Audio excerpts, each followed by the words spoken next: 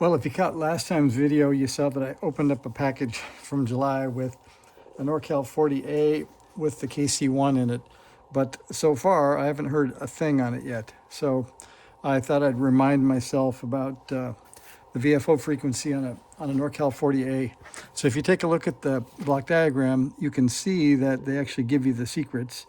There's the VFO, and they list for receive and transmit. We do 2.085 to 2.125 for the VFO frequency, and that our crystal filters are 4.9150. So, and if you see over here, it's 4.9157 for the BFO, so that's about 700 hertz. So if we go figure out what that really means, we can take 7 megahertz at the bottom of the band, and this is the IF of 4.915. So if we subtract those two, we get 2.085 megahertz, which is what they say. And then if we look at the top, they say, what do they say? They say 2.125. So I took it all the way up to 7060, and you can see that that's 2.145. So I verified on the rusty ICOM that I could hear a signal a bit ago on 7052, I think. And they've long since gone away. But if I turn it on, I have my favorite K station at 7039.3. So if we're lucky, we'll get to hear that on the NorCal 40A. So I'll switch the antenna over to that, and you can see that so far we don't get anything on this thing. Well, maybe we get one thing. And that sounds like it might be a real station. Maybe that's some digital modes. So earlier, all I got was one birdie. So we're going to look at this one and see what do we get from the VFO. So I got it the old Heath kit here. And to avoid loading things, I just used a 10x scope probe.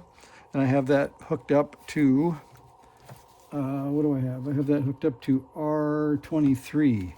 And I can show you R23 on the schematic, and I think that is the next page. It is, and there is over there, we can zoom in, I think, so you can see R23 is right there. That's the output of the VFO. So either side will do, but it'd be better if you were on the side nearest to C7 for less loading. You could also go to the receive VFO, which is through a 0.01 cap. And you can find that way up on the receive mixer if we were on the right page. So there's the receive mixer, and there's the RX VFO signal going in there. So you could probe also on pin 6 of U1 if you wanted to, but I think R23 is the easiest. So that's where we're probing. And we have those numbers so far for our desired numbers. So I'm going to write for this radio. We have a cool pen that my kid gave me. We're going to change colors, I guess. So we're going to look at the bottom of the dial, the low end. And I'll turn this all the way to the left. And we're going to record 2.137 megahertz.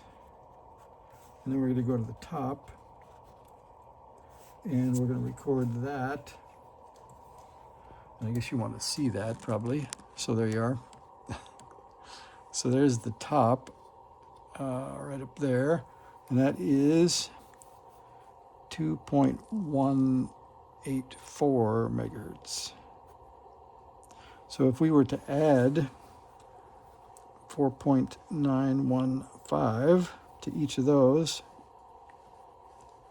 with our trusty iPhone calculator, wherever that may be. Oh, here it is.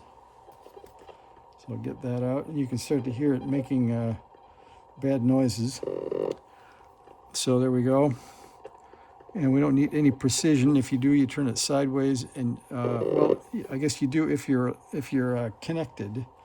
If you're signed in and you use the calculator, turn it sideways, you get a scientific calculator, but we don't need that for today. We're going to add 2.137 to 4.915, and we're going to get 7052. So that's the bottom of the bottom of this dial, and the top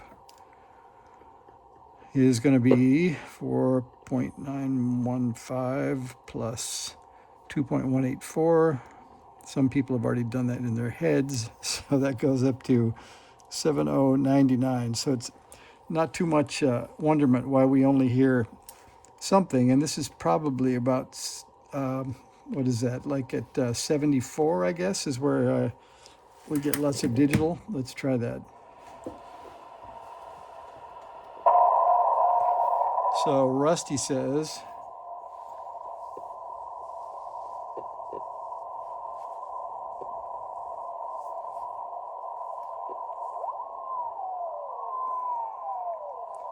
so we get them at 76, 75. I've also seen 74, but that's probably what we're hearing. So let's see if we can verify that. We'll go back over here to the NorCal. We'll try to find a signal.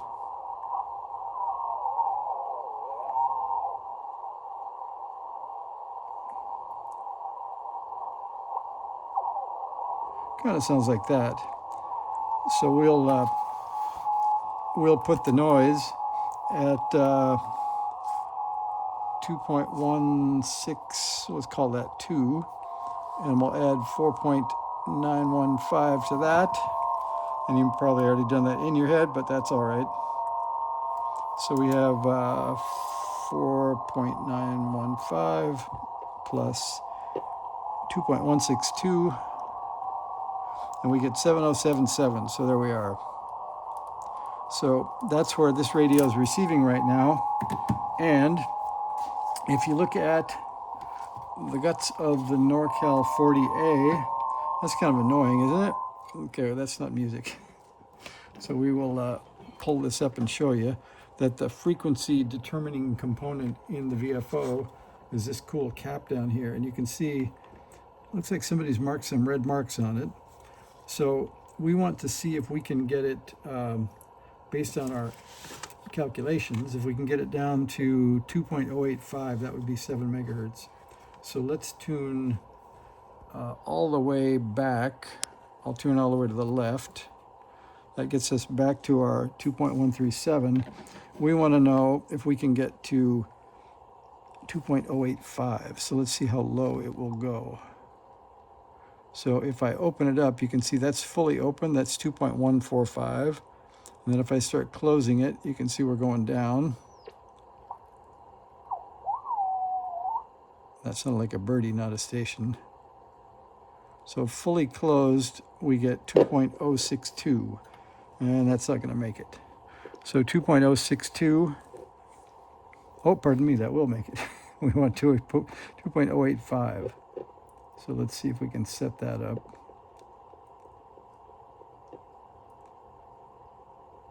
So it looks like no squeezing of any VFO. Let's see, what is that? I think that's L9. You have to, the big white toroid you can squeeze. So we're going to try to get this to 2.085 and 0. That'll put us just above the bottom of the band. That's good. All right, so then we should be able to, if there were a station, but you can see from Rusty that I think we're hanging around with a bunch of noise on the band tonight. So you can see that. And that's with the signals. Without the signals, it's still pretty close to S5 noise. So not a great night for playing 40 meters, but it's a good night for playing with the NorCal 40A. So let's get back onto the NorCal 40. Now that we're tuned further down.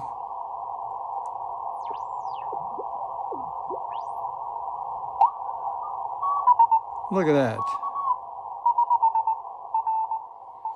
That's a functioning NorCal 40A. Now let's see, the KC1 right now is hooked up. It's way too loud, but if you'll hang on to your hat, I'll push the button and you get to hear the code tell us where we are. We hope this is right. In fact, before we do that, let's go down to 0. So this should be close to 000.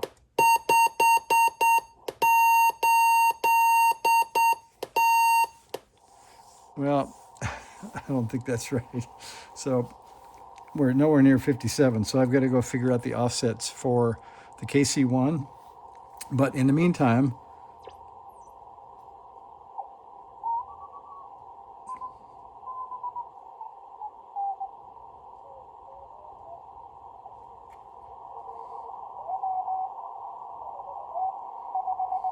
we can do that. And then we can go find him on Rusty. And let's see where he is.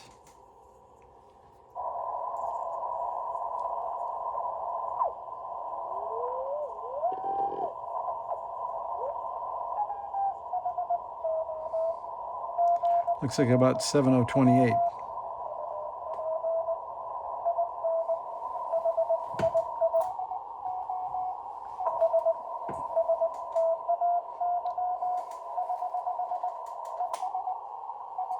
There we go, 7028.3. So if we had Rusty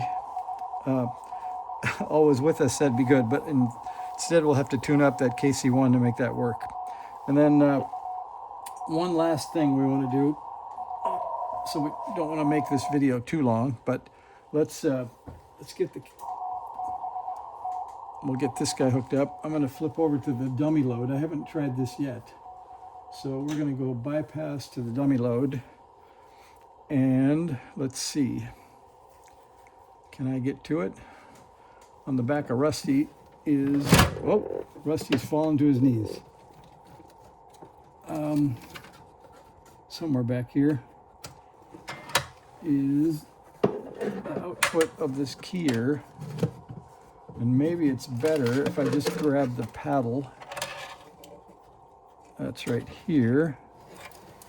Let's just grab the paddle and use half of it. Well, we do have a KC1 in here, so it actually might work. Let's see if I plug it into the paddle hole. Well, that's another good test for the KC1. That'd be nice not to have a NorCal 40A that doesn't need to carry around an external keyer. But so far, that's not looking too good, but I want to see. It does transmit, that's good. And it looks like it's putting out a couple of watts. So I think it was a pretty good buy. Had to tune the VFO lower, and we might end up, I think next video I'll just go through each stage of the transmitter because somebody said they had a dead one. So we'll follow the signal through the transmitter on the next video. So thanks for watching. Looks like this guy's going to be pretty easily put on the air. See ya.